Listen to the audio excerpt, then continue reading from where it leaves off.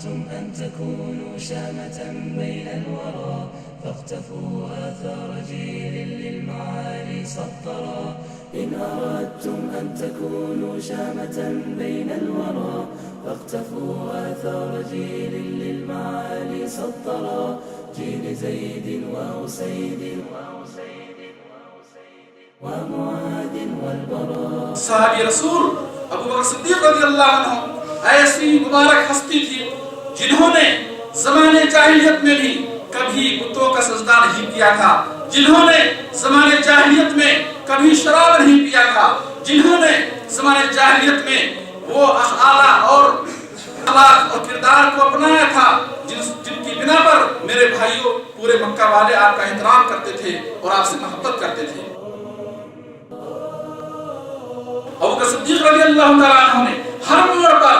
ہر طرح سے رسول اللہ صلی اللہ علیہ وسلم کی خدمت کی ہے، آپ کی مدد کی ہے، اور جو قربانی ابو بکر صدیق رضی اللہ عنہ نے رسول اللہ صلی اللہ علیہ وسلم کی خاطر، مسلمانوں کی خاطر، اسلام کی خاطر کی ہے، میرے بھائی وہ بیان نہیں کیا سکتا۔ ایک مرتبہ اللہ کے نبی نے فرمایا کہ میں نے ہر ایک کے احسان کا بدلہ دے دیا ہے، لیکن ابو بکر رضی اللہ عنہ کے احسان کا بدلہ میں دنیا کے اندر نہیں دے سکتا، اللہ انہیں قیامت کے دن دے گا۔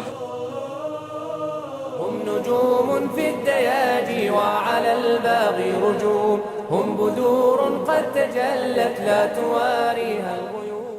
إن الحمد لله نحمده ونستعينه ونستغفره ونعوذ بالله من شرور أنفسنا ومن سيئات أعمالنا. من يهده الله فلا مضل له ومن يضلله فلا هادي له. وأشهد أن لا إله إلا الله وحده لا شريك له وأشهد أن محمدا عبده ورسوله. أما بعد فإن خير الحديث كتاب الله وخير الهدي هدي محمد صلى الله عليه وسلم وشر الأمور محدثاتها وكل محدثة بدعة وكل بدعة ضلالة وكل ضلالة في النار. يا أيها الناس اتقوا ربكم الذي خلقكم من نفس واحدة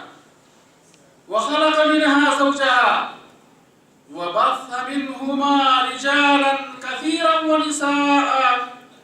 واتقوا الله الذي تساءلون به والأرحام إن الله كان عليكم رقيبا. يا أيها الذين آمنوا اتقوا الله وقولوا قولا سديدا يصلح لكم أعمالكم ويغفر لكم ذنوبكم ومن يطع الله ورسوله فقد فاز فوزا عظيما. يا أيها الذين آمنوا اتقوا الله حق تقاته ولا تموتن إلا وأنتم مسلمون. برادران اسلام، حاضرین جمعہ، دینی و ملی بھائیوں، کچھ دنوں پہلے آپ حضرات کے سامنے مقام صحابہ کے موضوع پر خطبہ دیا تھا، جس میں صحابہ کرام کا مقام اور کا مرتبہ کیا ہے اور صحابہ کرام کے حقوق کیا ہیں اور ہمارا موقف صحابہ کرام کے تعلق سے کیا ہونا چاہیے. ہم صحابہ کرام کے تعلق سے ہمارے اوپر کیا فرائض اور ذمہ داریاں ہیں. مختلف باتیں اس موضوع پر ہوئی تھی. آج میں انہی صحابہ میں سے ایک عظیم ہستی اور ایک عظیم شخصیت اور ایک مبارک امتی، اور یوں کہہ لیجئے کہ اس دنیا کے اندر سارے امتیوں میں سب سے افضل امتی ابو بکر صدیق رضی اللہ عنہ की जिंदगी से मुताल्लिक और उनकी हयात मुबारका से चंद वाक़यात और चंद झलकियां मैं आपके सामने पेश करूंगा। मेरे भाइयों, उन असलाफ और सहाबा इकराम की सीरत और उनकी जिंदगियों का हमें मुताला करना चाहिए। हमें देखना चाहिए कि उनका अखलाक कैसा था, उनके मुआमलात कैसे थे, उनका किरदार और सलूक कैसा था, और उनके ताल्लुक से हमें क्या करना चाहिए, उनका एहतराम कैसे करना चाहिए, उनसे मोहब्बत कैसी करनी चाहिए। मेरे भाइयों, असलाफ की सीरत और उनकी तारीख का हमें मुताला करना चाहिए, तारीख इस्लाम को पढ़ना चाहिए और उससे हमें नसीहत हासिल करनी चाहिए। मेरे भाइयों, अबू बकर सिद्दीक रज़ियल्लाहु तआला अन्हु वो एक ऐसी हस्ती हैं, वो एक ऐसी मुबारक हस्ती हैं जो खुद सहाबी थे, जिनकी वालिदा सहाबिया थी, जिनके वालिद सहाबी थे, जिनकी बीवियां सहाबिया थी, जिनकी बेटियां सहाबिया थी, जिनके बेटे सहाबी थे और जिनके नवासे भी सहाबी थे। वालिद सहाबी, खुद सहाबी, वालिदैन सहाबा, बेटे और बेटियां सहाबा और उनके नवासे भी सहाबी थे। मेरे भाई, इस तरह से इनकी चार पुश्त को नबी करीम सल्लल्लाहु अलैहि वसल्लम की सोहबत का शर्फ हासिल हुआ। एक ऐसी अजीम हस्ती थी जिन्होंने मेरे भाइयों रसूलुल्लाह सल्लल्लाहु अलैहि वसल्लम पर बगैर किसी तामुल और बगैर किसी सोचे समझे और बगैर किसी शक व शुबहा के जब रसूलुल्लाह सल्लल्लाहु अलैहि वसल्लम ने इस्लाम की दावत दी, उनके कानों में इस्लाम की दावत पहुंचती है और जुबान से वो कलमे ला इलाहा इल्लल्लाह मुहम्मद रसूलुल्लाह का इकरार कर बैठते हैं। उधर रसूलुल्लाह सल्लल्लाहु अलैहि वसल्लम की बात खत्म ही नहीं होती है कि फौरन इस्लाम कबूल कर लेते हैं। मेरे भाइयों, साहबी रसूल अबू बकर सिद्दीक रज़ियल्लाहु अन्हु ऐसी मुबारक हस्ती थी जिन्होंने ज़माने जाहिलियत में भी कभी बुतों का सजदा नहीं किया था, जिन्होंने ज़माने जाहिलियत में कभी शराब नहीं पिया था, जिन्होंने ज़माने जाहिलियत में वो आला और अखलाक और किरदार को अपनाया था, जिनकी बिना पर मेरे भाइयों पूरे मक्का वाले आपका एहतराम करते थे और आपसे मोहब्बत करते थे। एक मर्तबा अबू बकर सिद्दीक रज़ियल्लाहु अन्हु कहते हैं, सहाबा किराम की मजलिस में थे, उन्होंने कहा कि मैंने कभी बुतों का सजदा नहीं किया। कहते हैं जब मैं सिन्ने बुलुगत को पहुंचा, बालिग हुआ, तो मेरे वालिद अबू कहाफा मुझे एक बुतकदा में ले गए और कहा ये तुम्हारे अज़मत और रिफात वाले माबूद हैं, तुम्हारे अजीम माबूद हैं, आला मकाम वाले माबूद हैं, इनके आगे झुको, इनसे मांगो। कहते हैं कि मुझे मेरे वालिद उस बुतकदे में, सनम कदे में छोड़कर चले आए। मैं एक बुत के पास गया, मैंने उससे कहा कि मैं भूखा हूं, तो मुझे खाना खिला, मुझे पहनने के लिए कपड़ा दे। जब उसकी तरफ से कोई जवाब नहीं मिला, कहते हैं मैंने एक पत्थर उठाया और उस बुत को मारा और वो बुत मुंह के बल ओंधा होकर गिर गया। कहते हैं मैंने कभी भी इस्लाम से कबल मैंने कभी भी किसी बुत के आगे सजदा नहीं किया। कहते हैं मैंने कभी भी ज़माने जाहिलियत में शराब को मुंह नहीं लगाया। मेरे भाइयों, ये हस्ती इस्लाम से पहले भी मुबारक थी, इस्लाम के बाद भी मुबारक रही। अल्लाह के नबी सल्लल्लाहु अलैहि वसल्लम को जब नबूवत मिलती है तो आप अपने पुराने रफीक, मुशफिक रफीक और दोस्त के पास इस्लाम की दावत लेकर जाते हैं और उन्हें इस्लाम की दावत देते हैं। कहते हैं अबू बकर, मैं तुम्हें अल्लाह की तरफ बुला रहा हूँ और मैं अल्लाह का रसूल हूँ, मैं अल्लाह का रसूल हूँ, मैं तुम्हें अल्लाह की बात की तरफ बुला रहा हूँ। आप फरमाते हैं कि अबू बकर रज़ियल्लाहु अन्हु ने बगैर किसी तामुल के, बगैर कुछ सोचे समझे उन्होंने फौरन तस्दीक की और दायरे इस्लाम में दाखिल हो गए। मेरे भाइयों, जब अबू बकर रज़ियल्लाहु तआला अन्हु इस्लाम में दाखिल हुए, इस्लाम में दाखिल होते ही ये फौरन खड़े होते हैं और जा करके अपने उन साथियों को जो इनके साथ खरीद फरोख्त किया करते थे, ये कपड़े के ताजिर थे, कपड़े के बड़े ताजिर थे, जाकर अपने ताजिरों के पास और साथियों के पास, दोस्तों के पास वो उन्हें इस्लाम की दावत देते हैं, उन्हें अल्लाह की तरफ बुलाते हैं, शिर्क से रोकते हैं। इनकी कोशिश से 6 लोग इस्लाम कबूल करते हैं और उन 6 लोगों को अशरे मुबश्शरा में जगह मिलती है और वो सारे के सारे 6 लोग अशरे मुबश्शरा में से हैं जिन्हें दुनिया के अंदर जन्नत की खुशखबरी दी गई। मेरे भाइयों, इस तरह से रसूलुल्लाह सल्लल्लाहु अलैहि वसल्लम का साथ देते रहे, इस्लाम कबूल करते ही इन्होंने 45,000 दिरहम اللہ کی راہ میں صدقہ کیا اور غلاموں کو آزاد کرایا۔ رسول اللہ صلی اللہ علیہ وسلم فرماتے ہیں کہ ابو بکر رضی اللہ عنہ نے اپنی جان کے ذریعے، اپنی ذات کے ذریعے اور اپنے مال کے ذریعے جو میری مدد کی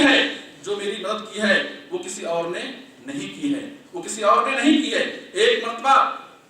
صحیح بخاری کا واقعہ ہے، ایک مرتبہ عمر فاروق رضی اللہ عنہ اور ابو بکر صدیق رضی اللہ عنہ میں کچھ تکرار ہو گئی، بحث ہو گئی کسی مسئلے میں، جس بحث میں ابو بکر صدیق رضی اللہ عنہ نے عمر فاروق رضی اللہ عنہ کی ملامت کی۔ پھر فوراً ابو بکر رضی اللہ عنہ کو احساس ہوتا ہے کہ میں نے غلطی کی ہے، چنانچہ عمر فاروق رضی اللہ عنہ سے معافی مانگتے ہیں کہ آپ مجھے معاف کر دیجیے، میں نے غلطی کی ہے اور میں نے آپ پر زبان درازی کی۔ عمر فاروق رضی اللہ عنہ نے کہا کہ نہیں، میں نہیں معاف کرتا۔ چنانچہ ابو بکر صدیق رضی اللہ عنہ بھاگتے ہوئے رسول اللہ صلی اللہ علیہ وسلم کے پاس آتے ہیں اور کہتے ہیں کہ اے اللہ کے رسول صلی اللہ علیہ وسلم، میں نے عمر فاروق پر زیادتی کی ہے،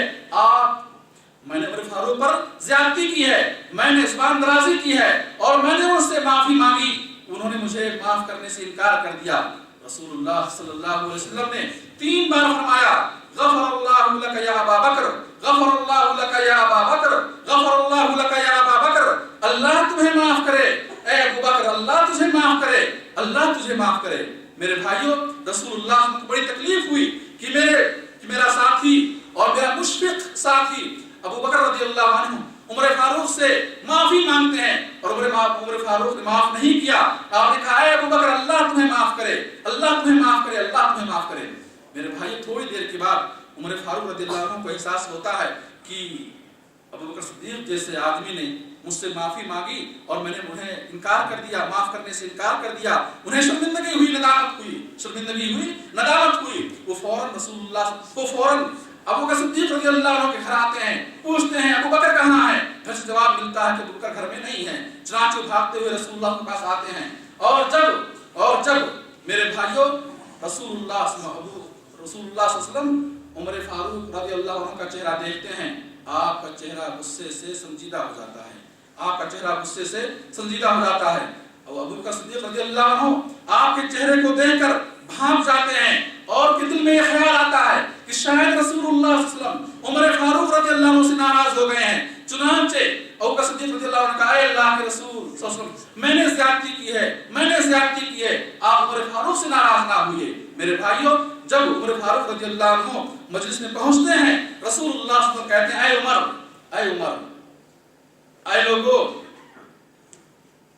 ابو بکر صدیق نے اس وقت میری مدد کی، میری غمخواری کی، اپنی جان کے ذریعے، اپنے مال کے ذریعے، جب سارے لوگوں نے مجھے جھٹلا دیا تھا۔ کیا تم لوگ میری خاطر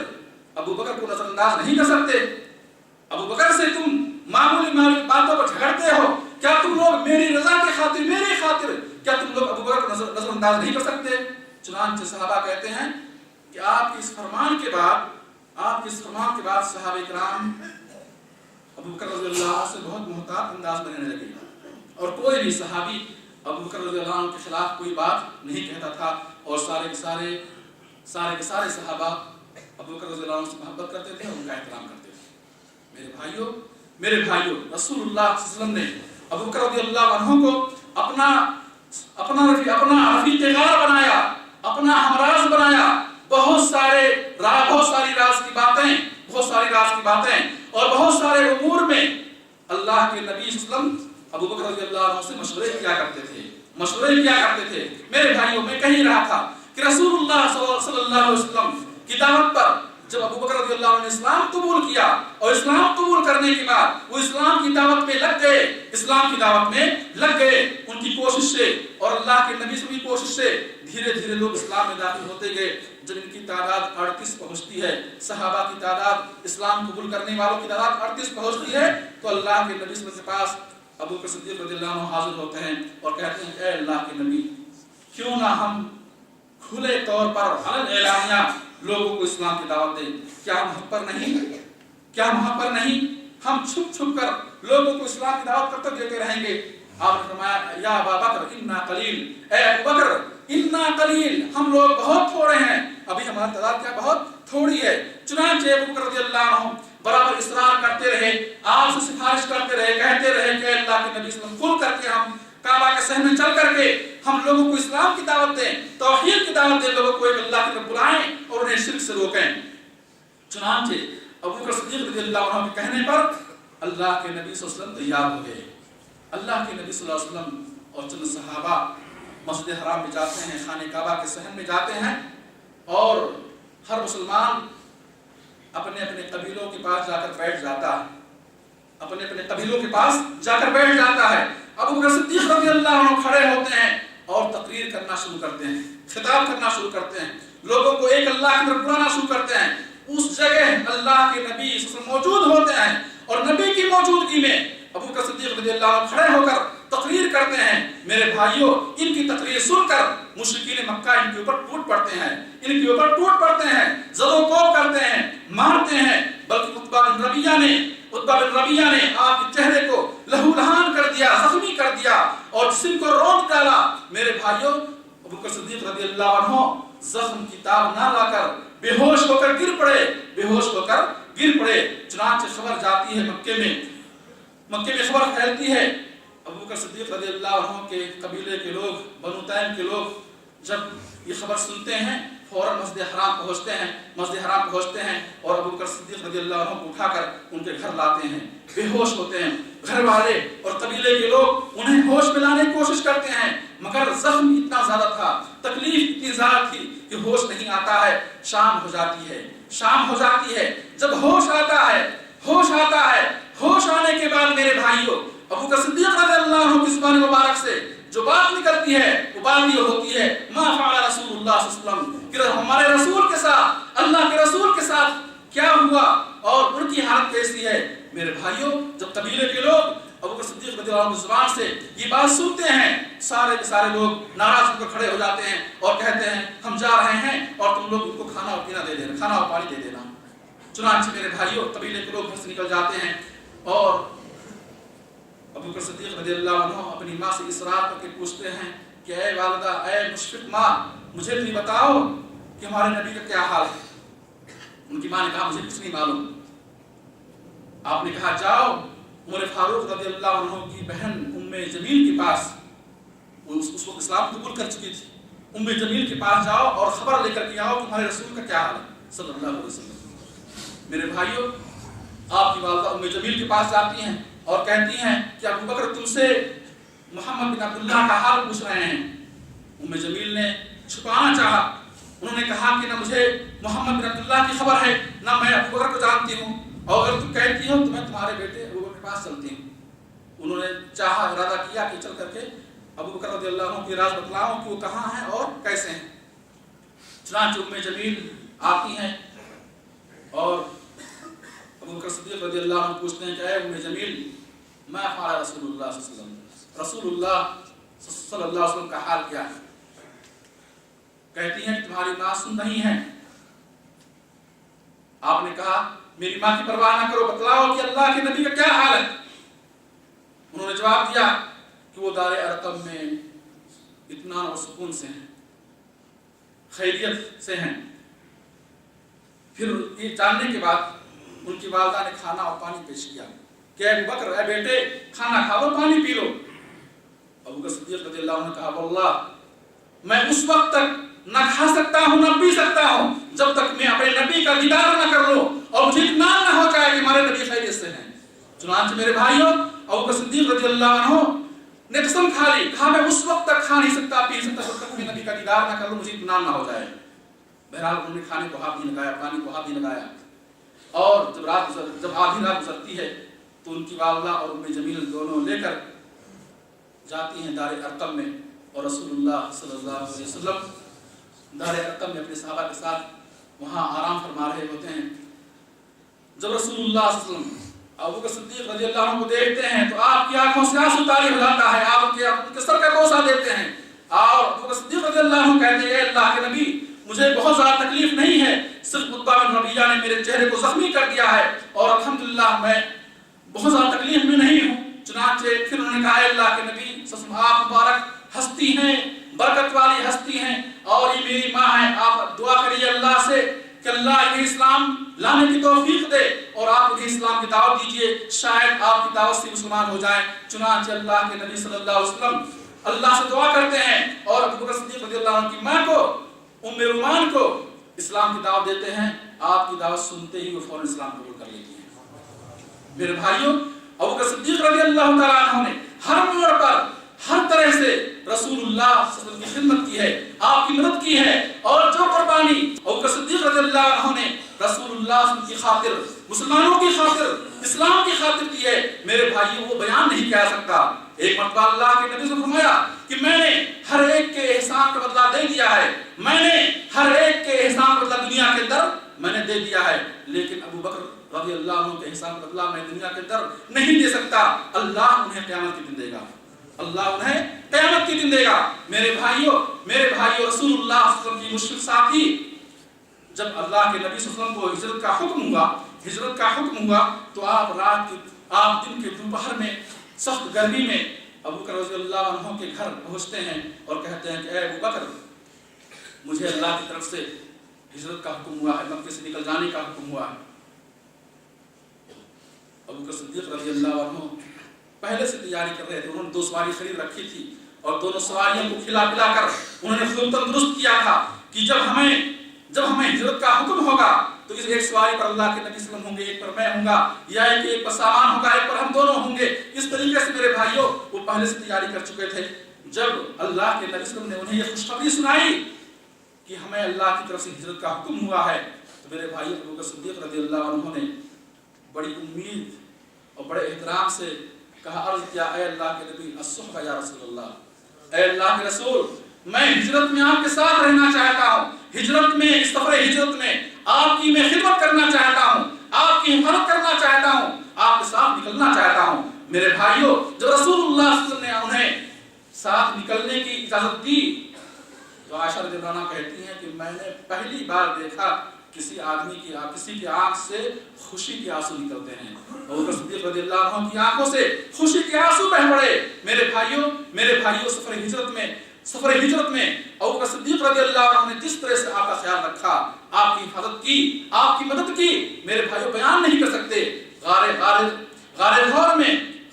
ثور میں جب اللہ کے نبی صلی اللہ علیہ وسلم ابو بکر رضی اللہ عنہ وہاں پہنچتے ہیں، غار کے دہانے میں پہنچتے ہیں، ابو بکر صدیق رضی اللہ عنہ کہتے ہیں کہ اے اللہ کے نبی صلی اللہ علیہ وسلم، آپ باہر ہی رہیے، میں جا کر غار کی صفائی کرتا ہوں۔ گئے، غار کی صفائی کیے، غار کے سوراخوں کو بند کیا، ایک سوراخ باقی تھا، ایک سوراخ باقی رہ گیا، اس سوراخ کو بند کرنے کے لیے کوئی چیز نہیں تھی، انہوں نے اس سوراخ میں اپنا پیر رکھ دیا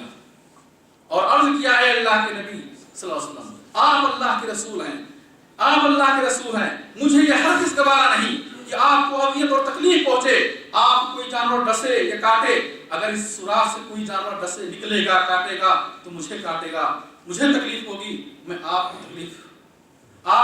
میں دیکھ نہیں سکتا، آپ کی تکلیف میں دیکھ نہیں سکتا، میں چاہتا ہوں کہ اللہ کا نبی محفوظ رہے، اللہ کا نبی محفوظ رہے۔ چنانچہ ایسے ہی ہوا میرے بھائیوں، میں کہہ رہا تھا کہ اللہ کے نبی صلی اللہ علیہ وسلم کی جس طرح خدمت کی صحابی رسول ابو بکر صدیق رضی اللہ عنہ نے صحابہ سے، اے میرے صحابہ، ابو بکر نے ایک ایسے وقت میں میری تصدیق کی ہے جو سارے لوگوں نے جھٹلا دیا تھا، مردوں میں سب سے پہلا مرد جس نے اسلام قبول کیا وہ ابو بکر صدیق رضی اللہ عنہ ہے، سب سے پہلے جس نے اسلام کی راہ میں صدقہ کیا وہ ابو بکر صدیق رضی اللہ عنہ ہے، سب سے پہلے جنہوں نے نبی کی طرف سے دفاع کیا، مقابلہ کیا، وہ صدیق اکبر رضی اللہ عنہ ہے، سب سے پہلے جس نے اسلام کی دعوت دی امتیوں میں اللہ کے نبی کے بعد وہ صدیق اکبر رضی اللہ عنہ ہے۔ انہیں دنیا کے اندر جنت کی خوشخبری دی گئی، خلفائے راشدین میں سب سے پہلے خلیفہ ہیں، عشر مبشرہ میں سے ہیں، اور امتیوں میں، نبیوں کے بعد امتیوں میں سب سے پہلا امتی جو جنت میں داخل ہوگا میرے بھائیوں وہ ابو بکر صدیق رضی اللہ عنہ ہوں گے، ابو بکر صدیق رضی اللہ عنہ ہوں گے، اس کے بعد سارے امتی جنت میں داخل ہوں گے۔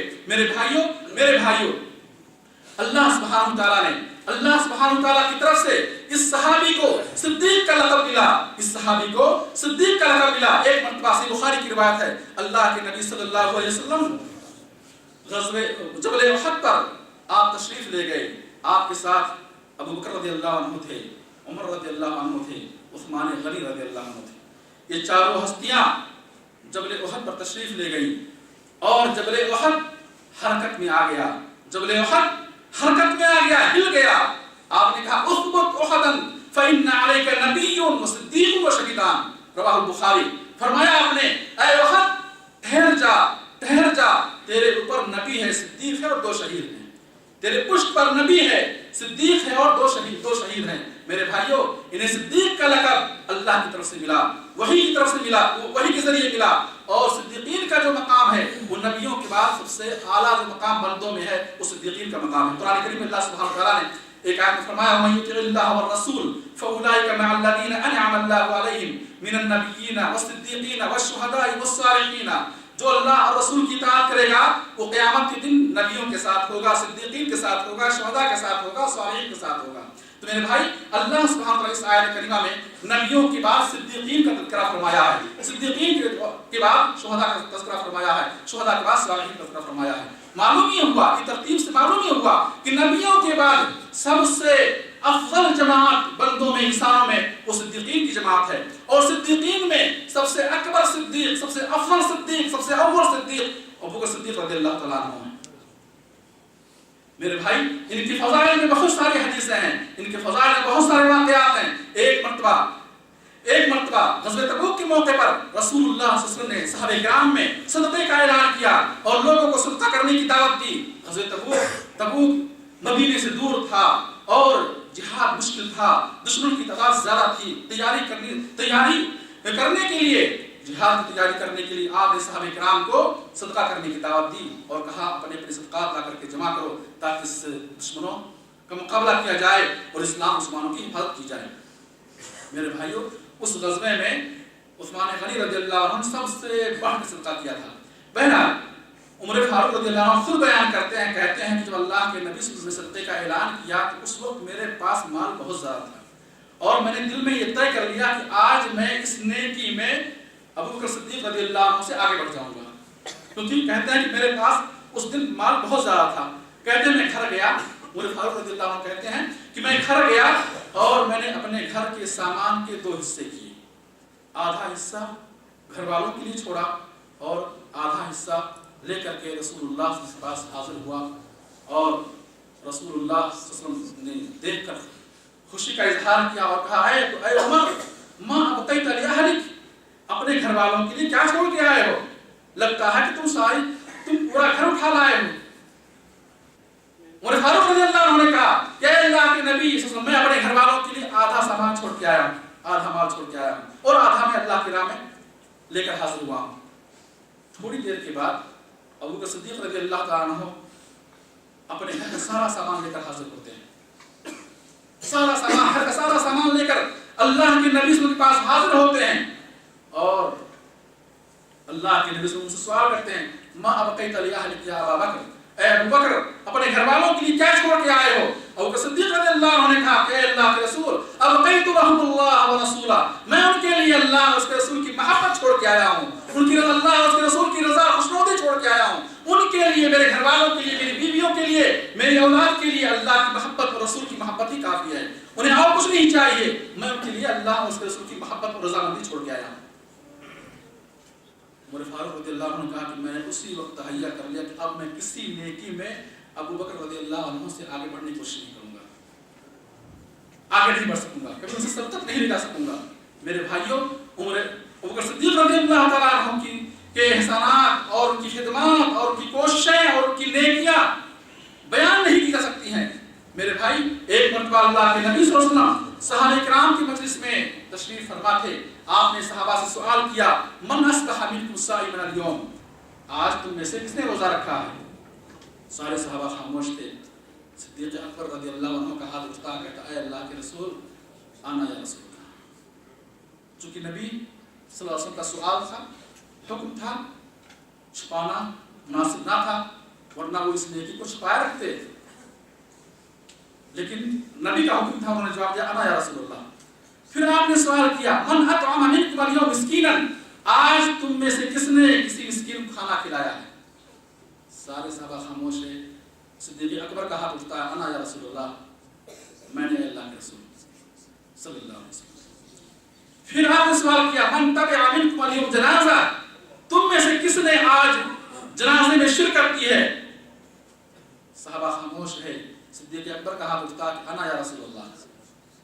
پھر آپ نے سوال کیا من عاد منکم مریضا، من عاد منکم اليوم مریضا، تم میں سے آج کس نے مریض کی، بیمار شخص کی، بیمار کشتی کی عیادت کی ہے؟ صحابہ خاموش تھے. صدیق اکبر کا ہاتھ اٹھتا ہے انا یا رسول اللہ، اے اللہ کے رسول. فرمایا آپ نے مجتمعنا فی امرئ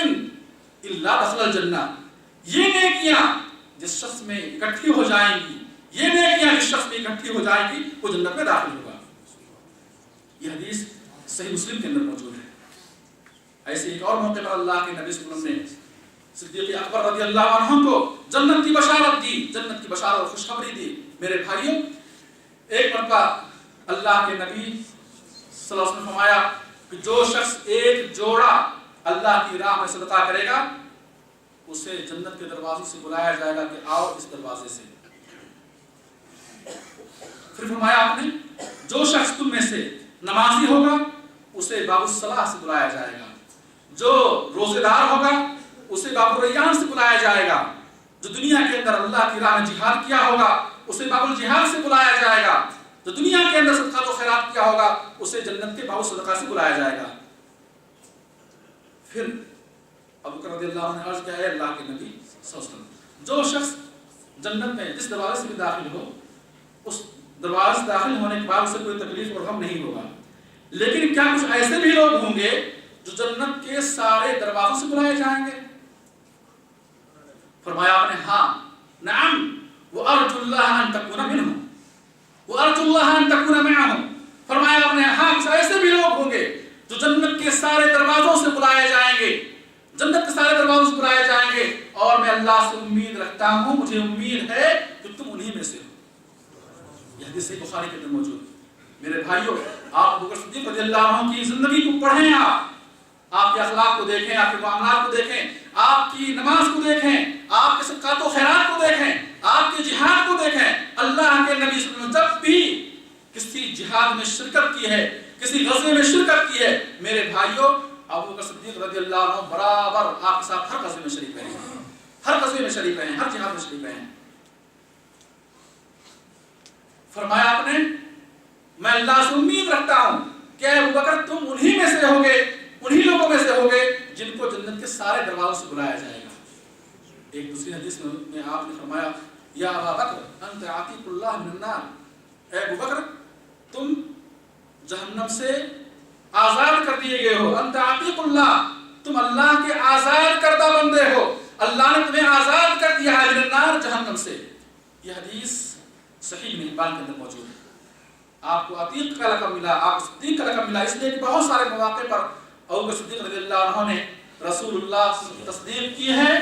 جبکہ بہت سارے لوگوں نے انکار کیا ہے. مثلا عائشہ رضی اللہ عنہ کہتی ہیں کہ رسول اللہ صلی اللہ علیہ وسلم کو جب اسراء کرایا گیا، بیت المقدس کی سیر کرائی گئی اور صبح ہونے کے بعد آپ نے مکے والوں کو یہ خبر دی، آپ نے مکے والوں کو یہ خبر دی کہ میں بیت المقدس، مجھے رات بیت المقدس لے جایا گیا اور میں نے راستے میں فلاں فلاں قبیلے سے ملاقات کی اور پھر میں بیت المقدس سے کیا ہے رات میں واپس ہو گیا. مشرکین مکہ نے، منافقوں نے، مشرکین مکہ نے میرے بھائی آپ کا مذاق اڑایا اور آپ کے صحابہ کے پاس گئے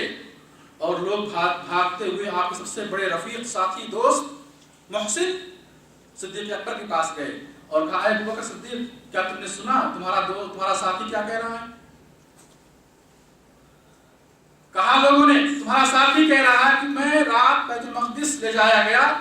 اور پھر میں صبح ہونے سے پہلے بیت المقدس سے واپس ہو گیا. ابو بکر صدیق رضی اللہ عنہ نے کہا یہ بات رسول اللہ صلی اللہ علیہ وسلم نے کہی ہے؟ لوگوں نے کہا ہاں یہ بات محمد بن عبداللہ نے کہی ہے. فرمایا آپ نے لئن قال ذلك فقد صدق، اگر یہ بات اللہ کے نبی نے کہی ہے تو سچ کہی ہے. اور کہا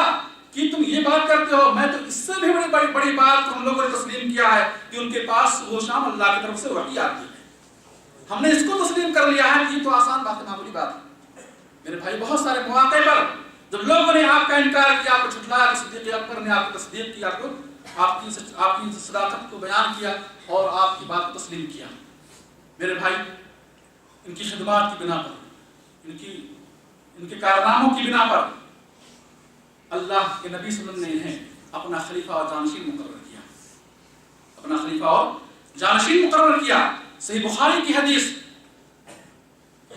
سیدنا جبیر بن مطعم رضی اللہ عنہ بیان کرتے ہیں کہ ایک عورت رسول اللہ صلی اللہ علیہ وسلم کے پاس کسی حاجت سے آئی، آپ نے اسے کسی اور وقت آنے کے لیے کہا، بعض روایتوں میں کہ اگلے سال آنے کے لیے کہا۔ حج کے موقع پر وہ آئی تھی، اس عورت نے کہا کہ اے اللہ کے نبی، اگر میں آؤں اور آپ کو نہ پاؤں، اگر میں اگلے سال آؤں یا پھر کبھی دوبارہ آؤں اور آپ کو نہ پاؤں، فرمایا آپ نے فَإِن لَّمْ تَجِدِينِي فَأْتِي أَبَا بَكْرٍ، اگر تو مجھے نہ پائے تو ابو بکر کے پاس آنا۔ صحیح بخاری کی حدیث واضح دلیل ہے کہ رسول اللہ صلی اللہ علیہ وسلم آپ کو اپنا خلیفہ اور جانشین مقرر کرنا چاہتے تھے۔ اور آپ دیکھیں کہ اس موقع پر جب رسول اللہ صلی اللہ علیہ وسلم بیمار ہو گئے اور آپ زندگی کی وہ آخری بیماری تھی، آخری مرض تھا جس میں آپ دنیا سے رخصت ہو گئے، میرے بھائی اس بیماری میں جو آپ شدت بخار کی وجہ سے جب آپ مسجد نہیں آ پا رہے تھے، تو آپ نے صحابہ کو حکم دیا مرو ابا بکر فلیصلی بالناس،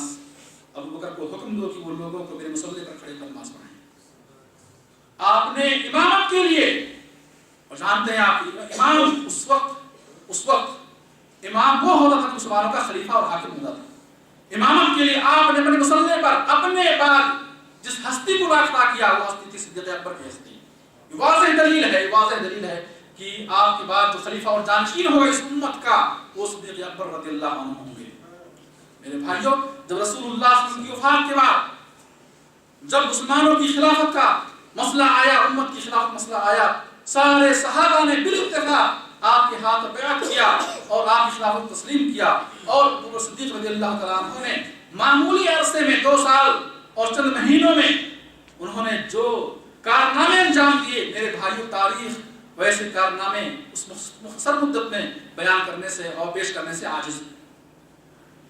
ایک ایسے وقت میں امت کا باغ و ڈور سنبھالا جب ہر طرف سے فتنے اٹھ چکے تھے، ایک تو نبی کریم صلی اللہ علیہ وسلم کی وفات کا واقعہ، دوسری طرف زکات دینے، کچھ لوگوں نے زکات دینے سے انکار کر دیا، ایک فتنہ کھڑا ہوا، کیا کیا جائے؟ کچھ لوگوں نے اپنے مرتد ہونے کا اعلان کیا، عرب کے وہ قبیلے کے لوگ جو مسلمانوں کے خوف سے اسلام قبول کیے، اسلام کے اظہار کے اعلان کیے تھے، جب نبی کی وفات ہوتی ہے ان قبیلے کے لوگوں نے مرتد ہونے کا، اسلام کو چھوڑنے کا اعلان کر دیا۔ کچھ لوگوں نے نبوت کے دعوے کیے کہ نبوت کا سلسلہ ختم نہیں ہوا ہے بلکہ نبوت کا سلسلہ جاری ہے، کچھ لوگوں نے نبوت کے دعوے کیے۔ میرے بھائیوں، ایسے موقع پر صدیق اکبر رضی اللہ تعالیٰ عنہ نے امت کی پیار سنبھالی اور امت محمدیہ کو سارے فتنوں سے بچایا اور اعلان کر دیا کہ جو بھی شخص اسلام سے مرتد ہونے کی بات چھوڑیں، جو شخص اگر زکات دینے سے انکار کرے گا، واللہ اگر ایک رسی بھی دینے سے انکار کرے گا تو میں اس کے خلاف جہاد کروں گا،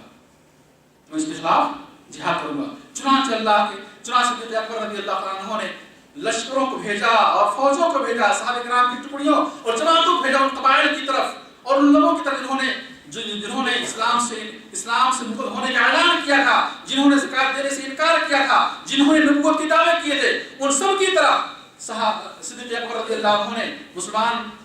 صحابہ کو، صحابہ کرام کی جماعت کو اور فوج اور لشکر کو بھیجا اور اس سب کا قلع تمام کیا اور امت محمدیہ کو ان فتنوں سے محفوظ رکھا۔ میرے بھائیوں، صدیق اکبر رضی اللہ عنہ امت سب سے بڑے عالم، سب سے بڑے متقی، سب سے بڑے پرہیزگار، سب سے بڑے اللہ والے تھے، اور انہوں نے ایک عظیم خدمت انجام دی ہے۔ وہ خدمت ہے قرآن کریم کو جمع کرنا، قرآن کریم کے نسخے، قرآن کریم کی صورتیں اور آیتیں جو چمڑوں اور تختیوں پر لکھی ہوئی تھی، صدیق اکبر رضی اللہ عنہ نے ان صورتوں اور ان پاروں کو، ان آیتوں کو ایک مصحف کی شکل میں جمع کروایا، اور صحابی رسول عمر فاروق رضی اللہ عنہ کہتے ہیں کہ قرآن کے تعلق سے سب سے بڑا اجر ابو بکر کو ملے گا۔ قرآن کے تعلق سے سب سے بڑا اجر کس کو ملے گا؟ ابو بکر صدیق رضی اللہ عنہ، اس لیے کہ انہوں نے قرآن کو جمع کرایا۔ جو قرآن کی صورتیں اور آیتیں تختیوں اور چمڑوں پر لکھی ہوئی تھی، ان صورتوں اور آیتوں کو ایک جگہ جمع کروایا۔ کہتے ہیں جو بھی شخص اس امت میں قیامت کی صبح تک قرآن کی تلاوت کرے گا، قرآن پڑھے گا، میرے بھائیوں سب سے زیادہ اجر مصحف کے تعلق سے قرآن کے تعلق سے کس کو ملے گا؟ صدیق اکبر رضی اللہ عنہ کو ملے گا. فرمایا آپ نے اے میری امت کے لوگوں اقتدوا بالذین من بعد ابی بکر و عمر. دلیل ہے کہ اس امت کے سب سے بڑے عالم ابو بکر صدیق رضی اللہ عنہ عمر فاروق رضی اللہ عنہ تھے. فرمایا آپ نے اے میری امت کے لوگوں اقتدوا بالذین من بعد ابی بکر و عمر. اے لوگوں میرے بعد تم لوگ ابو بکر اور عمر رضی اللہ عنہما کی اقتداء اور پیروی کرنا. میرے بعد تم لوگ کس کے نقش قدم پر چلو گے؟ ابو بکر رضی اللہ عنہ عمر فاروق رضی اللہ عنہ. علیکم بسنتی و سنت الخلفاء الراشدین المہدیین. تم لوگ میری سنت کو لازم پکڑو, خلفاء راشدین کی سنتوں کو لازم پکڑنا. میں اللہ سے دعا کرتا ہوں اللہ ہم سب کو ان صحابہ اور سلف صالحین کے نقش قدم پر چلنے کی توفیق عطا فرمائے. آمین ربنا آتنا فی الدنیا حسنہ وفی الآخرة حسنہ وقنا عذاب النار. ربنا ظلمنا انفسنا وان لم تغفر لنا وترحمنا لنكونن من الخاسرين. اقول قولي هذا واستغفر الله لي ولكم ولسائر المسلمين فاستغفروه انه